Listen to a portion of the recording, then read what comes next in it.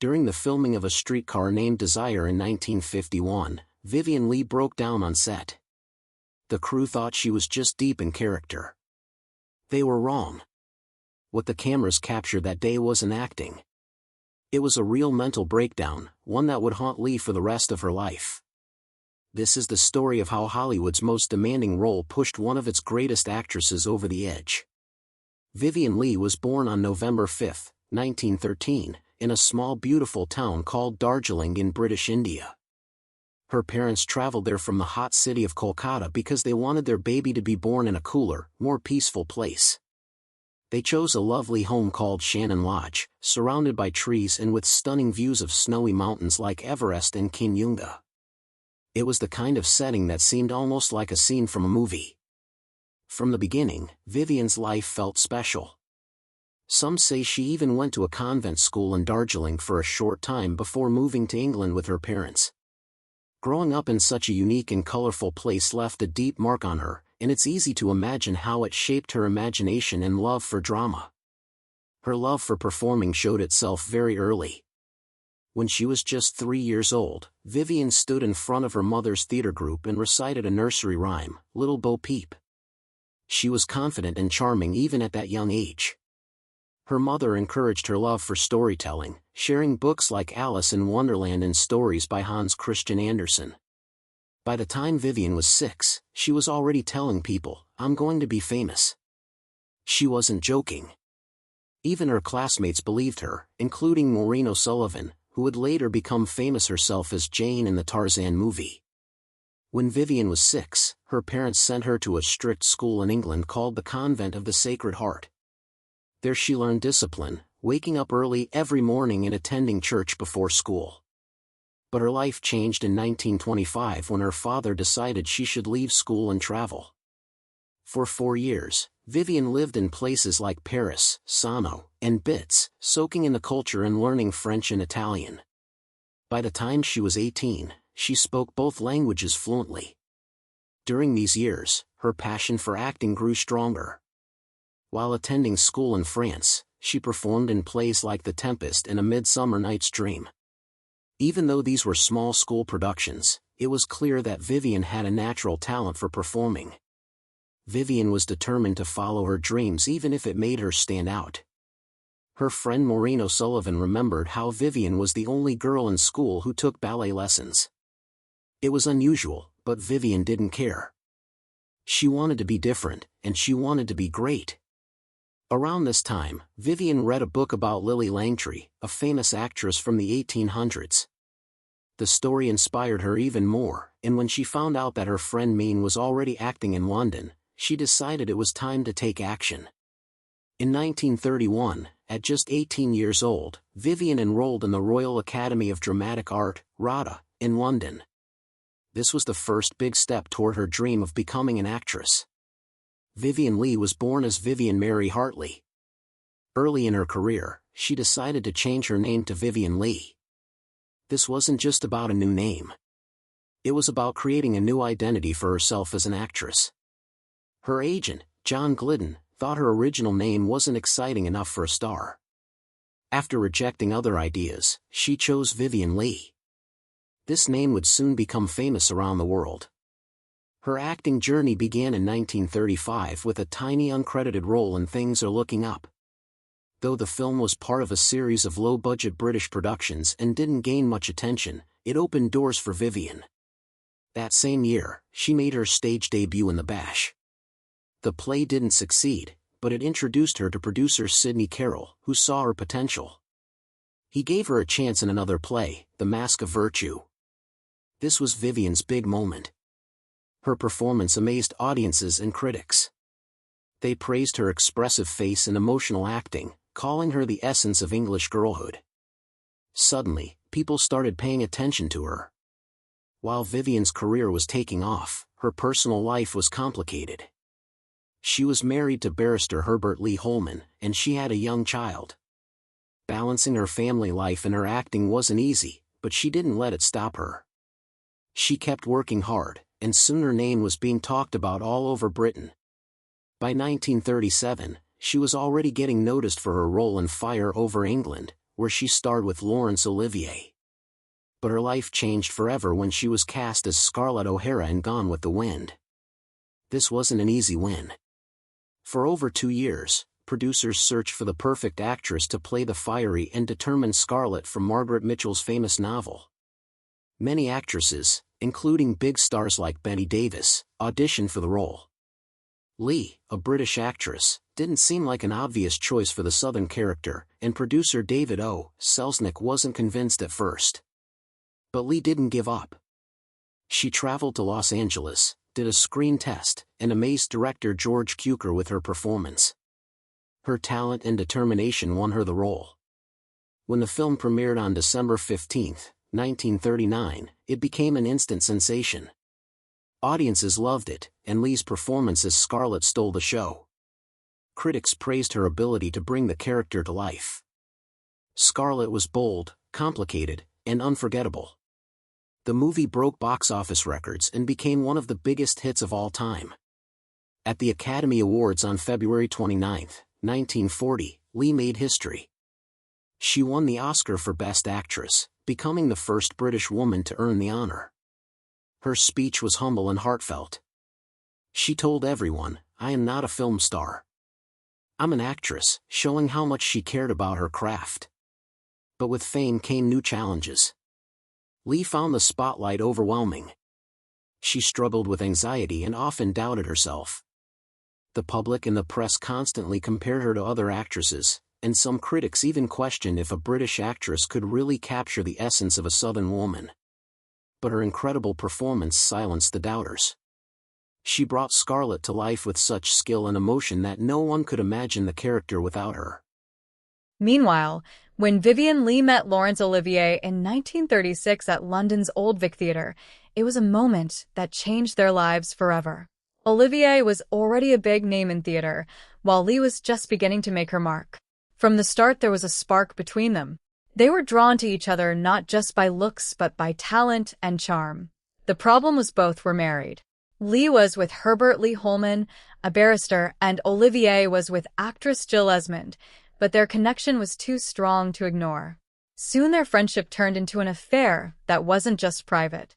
It became the talk of everyone around them. People were fascinated by their love story, which unfolded against the backdrop of their rising careers. Olivier admired Leigh's acting from the very beginning. He believed she had the talent to stand beside him as an equal. They began acting together at the Old Vic, performing in plays like Hamlet. The more they worked together, the closer they became both on and off the stage. Their bond seemed unbreakable. By 1940, both had finalized their divorces. On August 31st, they got married in a small ceremony in California, with just a few close friends like Katharine Hepburn and Ronald Colman in attendance. Their marriage wasn't just about love. It was also a partnership. Together they became one of the most captivating on-screen pairs of their time. One of their best-known movies was That Hamilton Woman in 1941. In this film, Vivien played Emma Hamilton and Laurence played Admiral Horatio Nelson. Their real-life romance made their acting feel even more real. The movie came out during World War II, and people loved it because it talked about love and sacrifice, which felt very close to what many were experiencing at the time. Critics praised their acting, and the film was a big hit, especially since Vivien had already become a huge star after winning an Oscar for Gone with the Wind. In 1943, Vivien Leigh and her husband Laurence Olivier returned to Britain. That same year, Leigh decided to travel to North Africa to entertain soldiers during the war. She could have taken a Hollywood contract worth $5,000 a week, but chose instead to support the war effort. Her dedication was remarkable, but it came at a cost. Performing for the troops under tough conditions made her sick, and she developed a persistent cough and fevers. The following year, in 1944, doctors found that Leigh had tuberculosis in her left lung. She stayed in the hospital for several weeks and eventually recovered, but her struggles didn't end there. While filming Caesar and Cleopatra in 1945, Leigh became pregnant. Tragically, she suffered a miscarriage, which left her heartbroken. This led to a deep depression. At her lowest point, she had a breakdown, collapsing to the floor in uncontrollable sobs. This was the first clear sign of her bipolar disorder, though it wasn't understood at the time. Olivier later learned to notice the signs. Days of non-stop energy would be followed by deep sadness and sudden explosive breakdowns.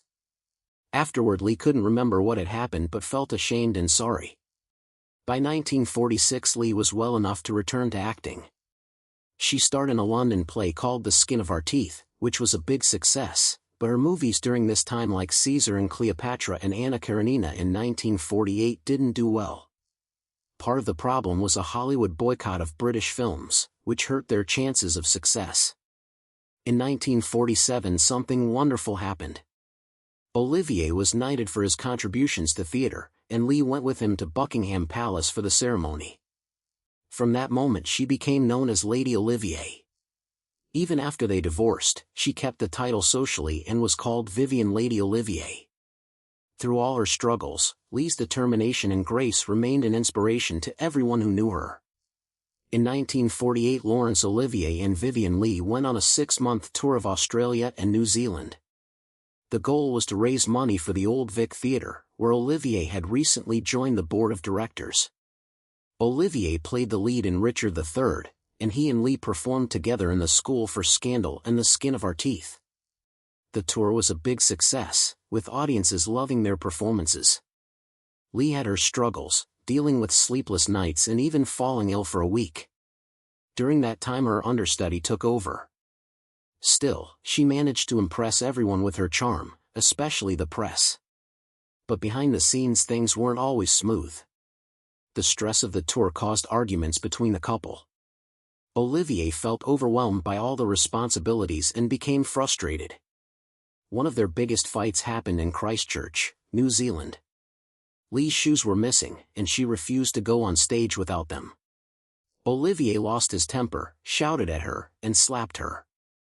Shocked, Leigh slapped him back. Despite the scene, she quickly composed herself, borrowed a pair of shoes, and stepped onto the stage with a smile as if nothing had happened. By the end of the tour they were both completely exhausted. Olivier joked to a journalist that they were like walking corpses. Later he admitted that the tour had changed their relationship, saying he felt he had lost Vivien in Australia. Even so, the success of the tour gave them the confidence to perform together again in London's West End. They brought the same plays to the stage, but Leigh insisted on adding Antigone because she wanted to play a serious role in a tragedy. While their on-stage chemistry remained strong, the strain on their personal relationship was becoming harder to hide.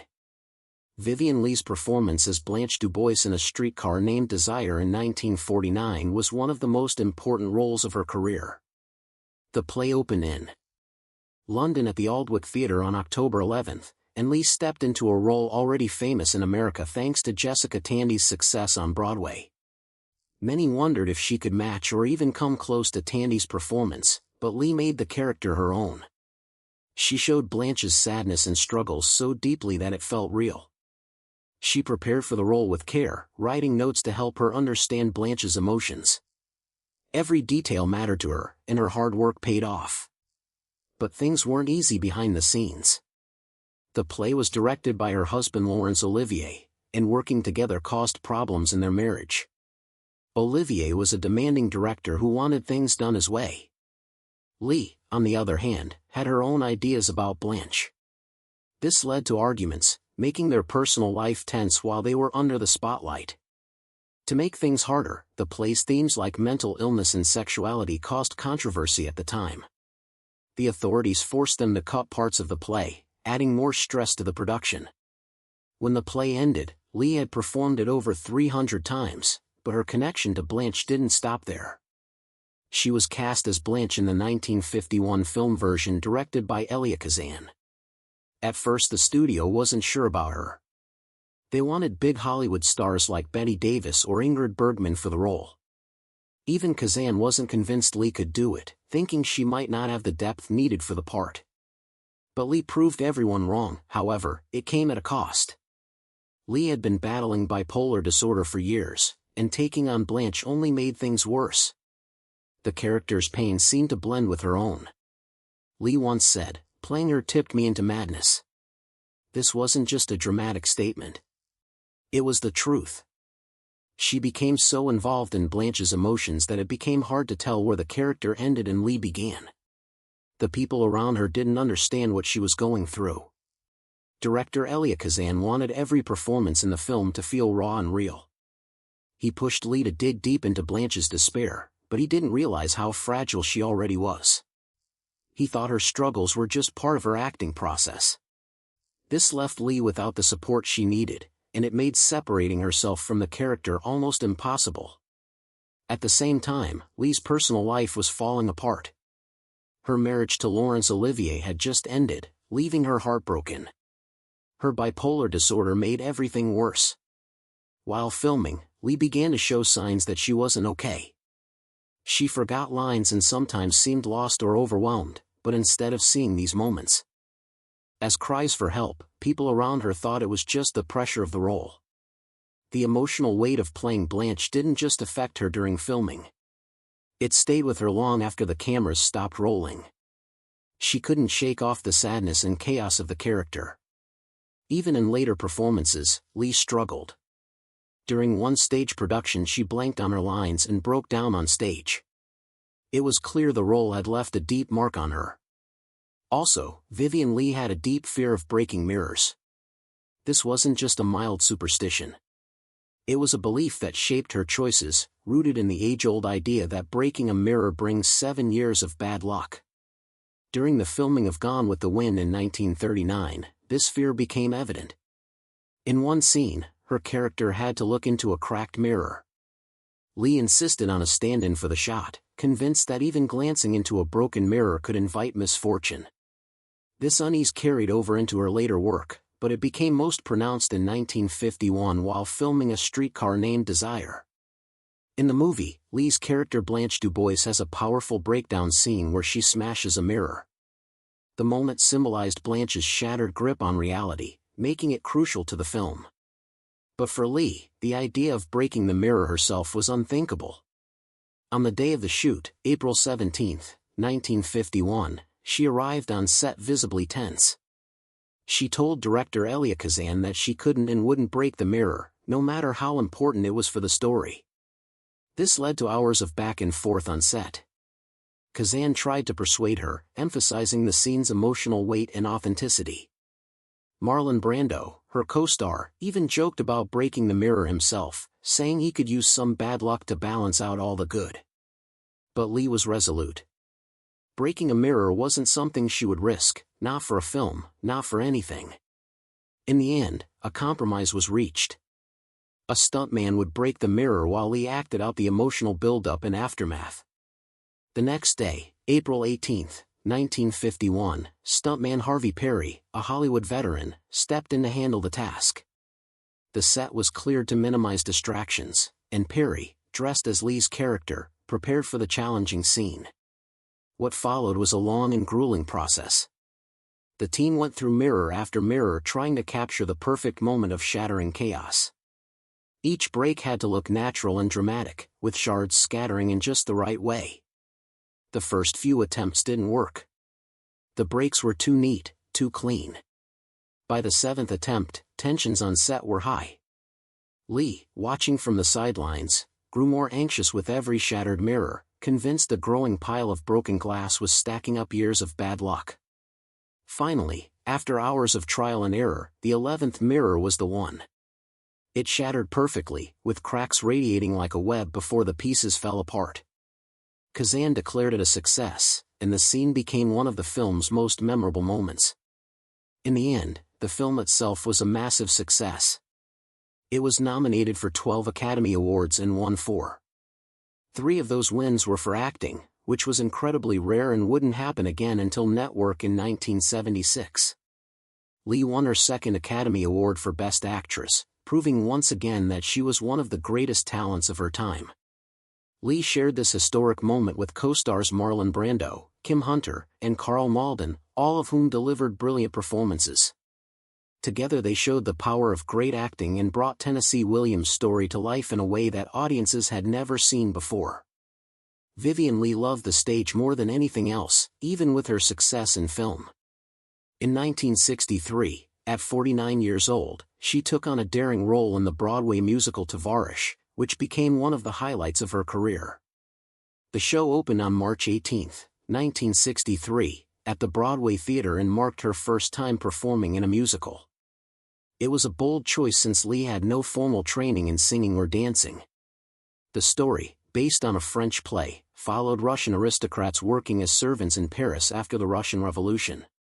Leigh played Grand Duchess Tatiana Petrovna, a role that demanded she sing, dance, and speak with a Russian accent. The show ran for 264 performances, a moderate success for Broadway at the time. What made it extraordinary was Leigh's dedication. Despite battling chronic tuberculosis and bipolar disorder, she performed 8 shows a week for nearly 7 months. Her health often left her so drained that she had to be carried to her dressing room after performances, yet she kept going, driven by her passion for acting. Critics were amazed at Leigh's transformation from dramatic roles to musical comedy. Her singing and dancing, despite no formal training, impressed everyone. Her hard work paid off when, on April 21, 1963, she won the Tony Award for Best Leading Actress in a Musical, even beating out stars like Barbra Streisand. However, the demanding schedule took a toll on her health. By October 1963, her tuberculosis worsened, forcing her to leave the production. She was replaced first by her understudy Joan Copeland and later by Eva Gabor. Leigh's time in Tavares showed her incredible strength and talent even in the face of overwhelming challenges.